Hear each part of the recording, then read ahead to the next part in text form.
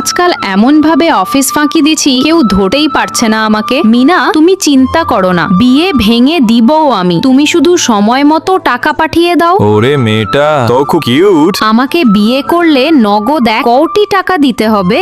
1 কোটি টাকা? বিয়ের পর বাবা মাকে বাড়ি থেকে বের করে দিতে হবে। তারপর শামচুল ফাউনে কথা বলার বাহানায় সেখান থেকে চলে যায়। হাই রিয়া, তুমি কেমন আছো? আরে ছেলেটা কি হ্যান্ডসাম। এই নাও আমার ঠিকানা। আমাকে বিয়ে করতে হলে শর্তগুলা মানবে তো? অবশ্যই রিয়া, আমি মানবো। তারপর বন্ধুরা রিয়া যে শর্তই দেয় রাজু তা মেনে নেয়। রিয়া চিন্তায় পড়ে যায় এই ছেলেকে কিভাবে বকা বানাবো। রাজু, আমি তো কয়েকদিন পর তোমার বউ হব, চলো আমরা হোটেলে রাত কাটাই। রিয়া, এটা সবচেয়ে ভালো আবাসিক হোটেল। বাবারে, তাড়াতাড়ি পলাই এখান থেকে। রিয়া, আজকে আমাদের নতুন এমডি আসবে। আরে নতুন এমডি দেখছি ওই লোকটা। রিয়া, কালকে তুমি হোটেল থেকে পালালে কেন? আমার সাথে 2 নাম্বারই দেখো, আমি তো আমার কি হাল করি।